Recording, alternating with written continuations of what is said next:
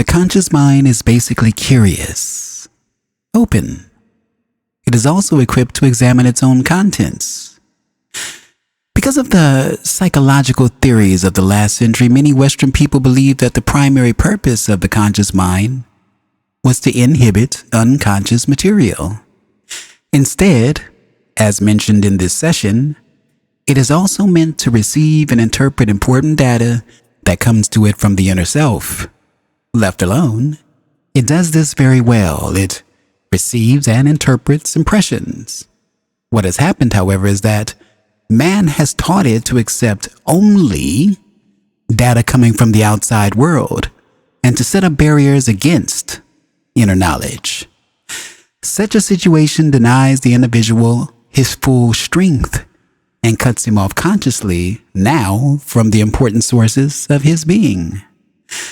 These conditions inhibit creative expression in particular and deny the conscious self the continually emerging insights and intuitions otherwise available.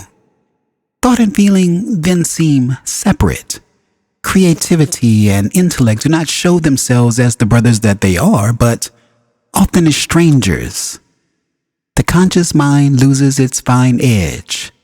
It cuts out from its experience the vast body of inner knowledge available to it. Divisions, illusory ones, appear in the self. Left alone, the self acts spontaneously as a unit, but as an ever-changing one.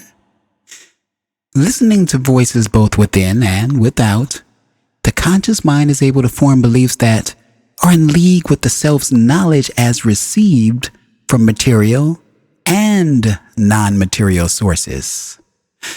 Then, examination of beliefs takes its place along with other activities, naturally, easily, without effort. Once the conscious mind has accepted a collection of conflicting beliefs, however, a definite attempt is necessary to sort these out. Remember, even false beliefs will seem to be justified in terms of physical data, since your experience in the outside world is the materialization of those beliefs. So, you must work with the raw material of your ideas, even while your sense data may tell you that a given belief is obviously a truth. To change your experience or any portion of it, then, you must change your ideas. Since you have been forming your own reality all along, the results will follow naturally. You must be convinced that you can alter your beliefs. You must be willing to try. Think of a limiting idea as a muddy color and our life as a multi-dimensional painting that is marred. You change the idea as an artist would change his palette. The artist does not identify with the colors he uses. He knows he chooses them and applies them with a brush. So you paint your reality with your ideas in the same manner. You are not your ideas, nor even your thoughts. You are the self who experiences them. If a painter finds his hand stained with pigment at the end of the day, he can wash the stain off easily, knowing its nature. If you think that limiting thoughts are a portion of you, permanently attached therefore, you would not think of washing them off. You would behave instead like a mad artist who says, "My paints are a part of me. They have stained my fingers, and there is nothing I can do about it."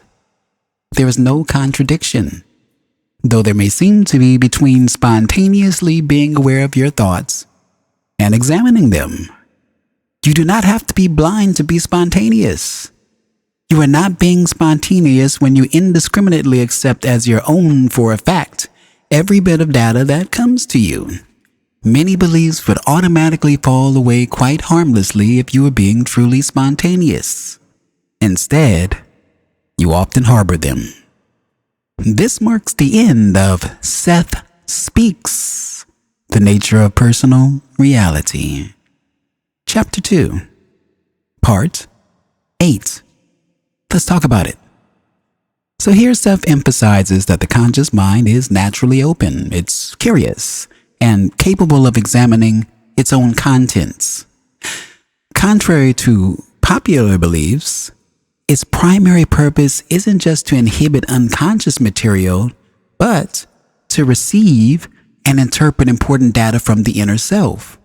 However, societal conditioning has caused individuals to prioritize external information over internal knowledge, creating barriers that disconnect them from their full potential and inner sources of being.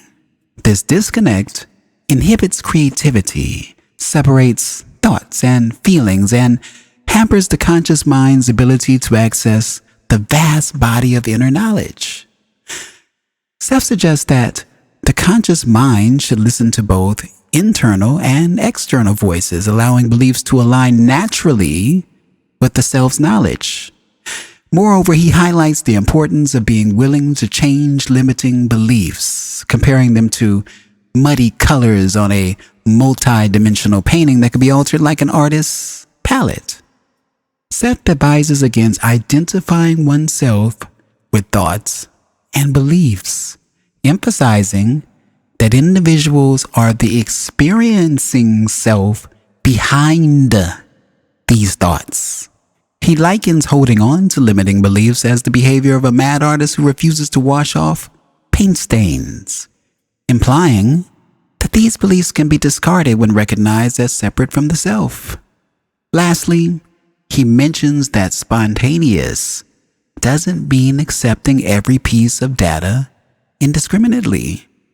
True spontaneity involves being aware of thoughts without necessarily accepting them as facts, suggesting that many beliefs would naturally dissipate if one were genuinely spontaneous.